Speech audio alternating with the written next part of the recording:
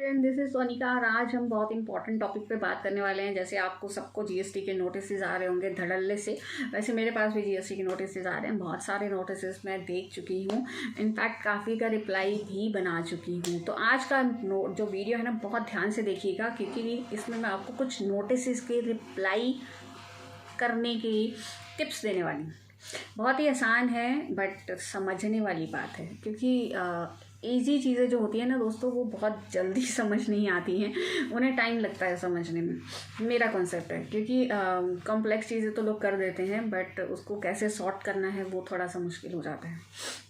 तो दोस्तों, जो मेरे पास नोटिस आए, जो मैंने देखे, मैं आपको 4 नोटिस के बारे में आज बताऊंगी। और भी बहुत सारे टॉपिक्स हैं जिन पे नोटिस आ रहे हैं, तो मैं ट्राई करूंगी वो सारे पॉइंट्स को कवर करने के लिए नेक्स्ट वीडियो में। ठीक, तो दोस्तों पहला टॉपिक है जो आज मैंने जो आज मैं आपको बताने वाली हूँ, पहला टॉपिक है कैंसल डीलर्स का।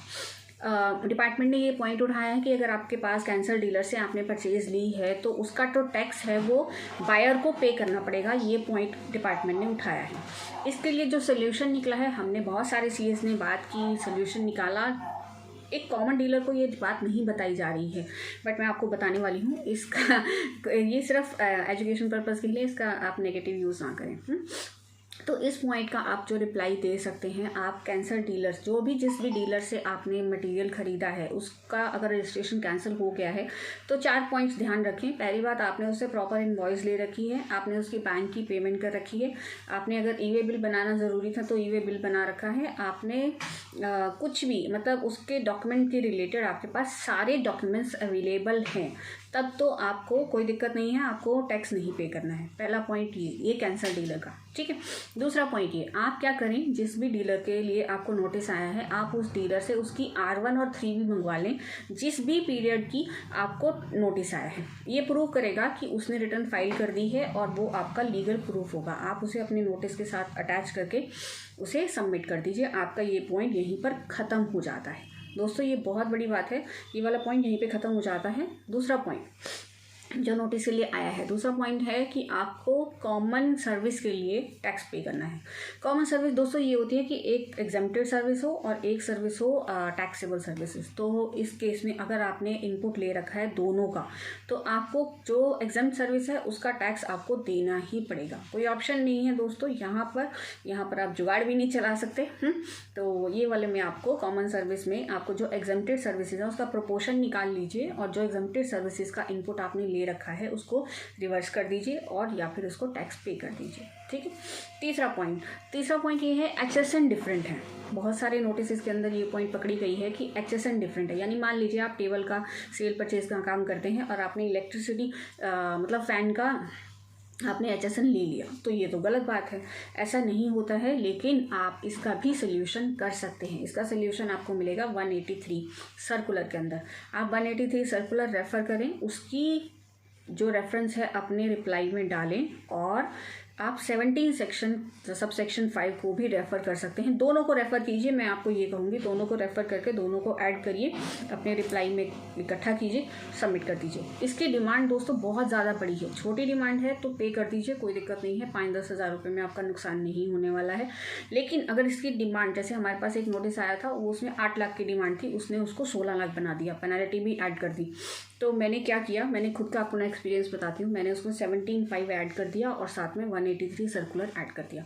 अब उसने मुझे ऑर्डर जो है डिफरेंट मतलब गलत निकाल दिया, ऑर्डर मतलब मेरे अकॉर्डिंग नहीं था ऑर्डर। दोस्तों मैंने उससे बात कर ली है, अपील फाइल करेंगे, यही है सोल्यूशन दोस्तों। क्योंकि वहाँ पे ना डिपार्टमेंट में मतलब जेन्युइन बातें जो हैं वो थोड़ी कम हो रही हैं। मैं ऐसे किसी को कमेंट नहीं करूँगी, बट जो जेन्युइन है वो कम हो रहा है, फर्जी थोड़ा ज़्यादा हो रहा है। आप खुद समझदार हैं, समझ सकते हैं। ठीक है। तीसरा पॉइंट एक और आया है, एक्सेस ITC। आपने क्लेम एक्सेस कर लिया है, यानी आपके पास 2A 2B के अंदर ITC कम आ रहा था और आपने 3B में ज़्यादा क्लेम कर लिया। दोस्तों ये बिल्कुल गलत बात है, आपको इसका रिवर्सल करना ही पड़ेगा। इसमें कोई ऑप्शन नहीं है कि आप इसका कोई जुगाड़ चला लें, कुछ भी नहीं। बट हाँ, यहाँ पर एक पॉइंट आप ध्यान रख सकते हैं, बहुत ज़रूरी है, ध्यान रखिएगा। 17-18 जो था वो हमारा पहला साल था GST का। तो दोस्तों 17-18 में बहुत सारी गलतियाँ हुई थी, अनलिमिटेड गलतियाँ हुई थी, जो हम एज्यूम भी नहीं कर सकते। ये जो मेरी बात ध्यान से सुनिएगा, आपके फेवर में है जो मैंने अभी बोला था। 17-18 में बहुत सारी गलतियाँ हुई थी जो आप एज्यूम भी नहीं कर सकते। आप इस बात को ध्यान में रखते हुए इसका रिप्लाई बना सकते हैं। तो ये आपको इस बात का सल्यूशन मिल गया। आई होप आप समझदार हैं और आप समझ गए होंगे। तो अगर फिर भी कोई आपको दिक्कत आती है इन 3-4 पॉइंट्स के अंदर तो आप मुझे कमेंट करके बता सकते हैं और मैं आपके रिप्लाईज़ में आपकी हेल्प कर सकती हूँ।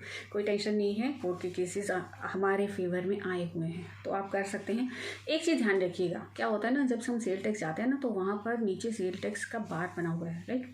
अगर आपको कोई दिक्कत लगती है ना और ऊपर आपको कोई मिसगाइड कर रहा है या कुछ कर रहा है तो आप नीचे जाके वहाँ पर वो जो एडवोकेट्स बैठे होते हैं ना उनसे अपनी प्रॉब्लम सॉल्व करा सकते हैं, प्रोवाइडेड वो आपसे चार्ज लेंगे, अगेन फीस लेंगे, बिल्कुल बिना फ्री के नहीं काम करते वो, लेकिन आपको सोल्यूशन मिल जाएगा। जो सोल्यूशन ऊपर मिल रहा था ना, जो कॉस्टिंग ऊपर पड़ रही थी उससे भी कहीं कम कॉस्टिंग आपको नीचे पड़ेगी, फ़ायदा हो जाएगा।